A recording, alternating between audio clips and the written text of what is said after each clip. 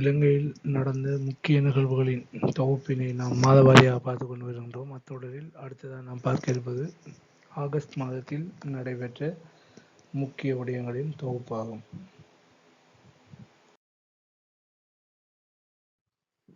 August மாதம் 10ஆம் தேதி தொடக்கம் 20ஆம் தேதி வரை கண்டியில் அசலப்பெரேகரா நிகழ்வானது நடைபெற்றது. இது பௌத்தர்களின் மிக முக்கியமான ஒரு திருவிழாவாகும்.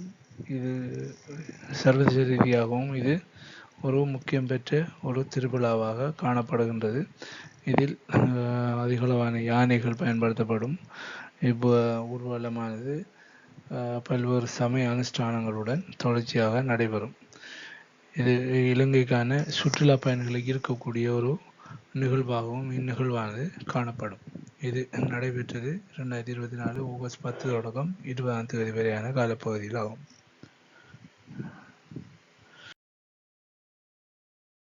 ஆகஸ்ட் 13ஆம் தேதி ஸ்டார்லிங், அதாவது எலன் மஸ்குடைய ஸ்டார்லிங் நிறுவனமானது செய்மதி ஊடாக இணைய சேவைகளை இலங்கைக்கு வழங்குவதற்கான அனுமதியினை அளித்திருந்தது. இதனை இலங்கையின் தொலைத்தொடர்புகள் ஆணைக்குழுவும் ஒழுங்குபடுத்தல் ஆணைக்குழுவும் இதனை உறுதிப்படுத்தி அனுமதித்திருந்தது.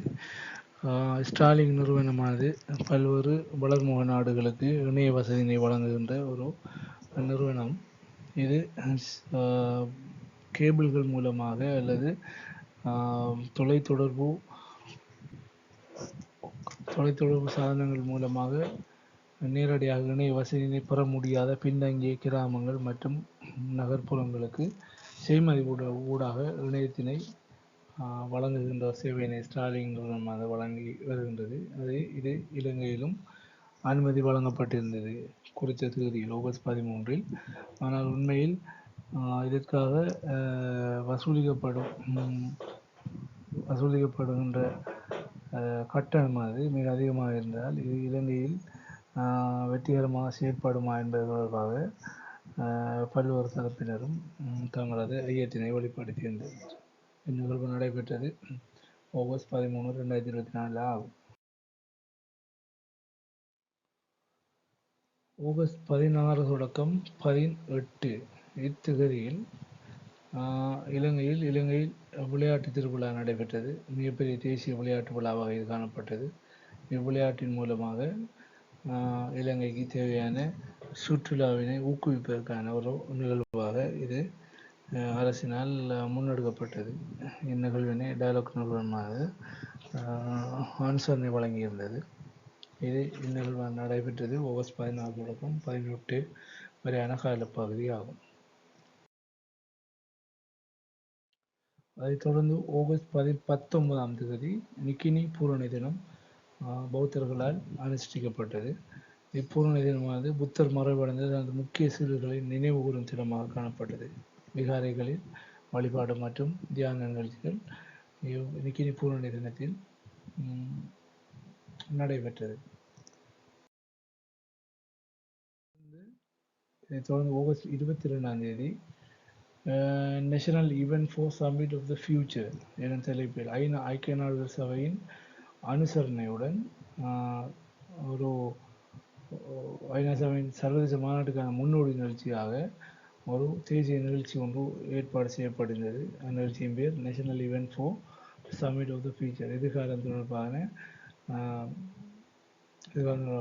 திட்டமிடல்களை மேற்கொள்வதற்காக இந்நிகழ்ச்சியானது நடைபெற்றது. இதில் இம்மாநாடு நடைபெற்றது. இம்மாநாட்டில் அனுசரணை ஜனாதிபதி செயலகம் மற்றும் ஐநா சபை என்பன இணைந்து இம்மாநாட்டினை நடாத்தியிருந்தன. இதன் பின்னர் ஆகஸ்ட் 30ஆம் தேதி தொடக்கம் செப்டம்பர் 1ஆம் தேதி வரையான காலப்பகுதியில் கம்ப்ளாஸ் அண்ட் ரப் எக்ஸ்போ 2024 பிளாஸ்டிக் மற்றும் ரப்பர் தொழில்களுக்கான பாரிய கண்காட்சி ஒன்று நடைபெற்றது. இக்கண்காட்சி மூலமாக தொழில் முனைவோர்களையும் உற்பத்தியாளர்களையும்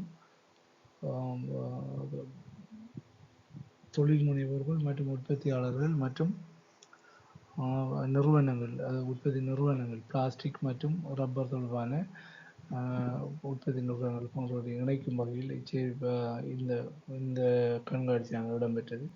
இது பல்வேறு உள்ளூர் மற்றும் சர்வதேச பங்கேற்பாளர்களையும் ஈர்த்த ஒரு கண்காட்சியாக அமைந்திருந்தது.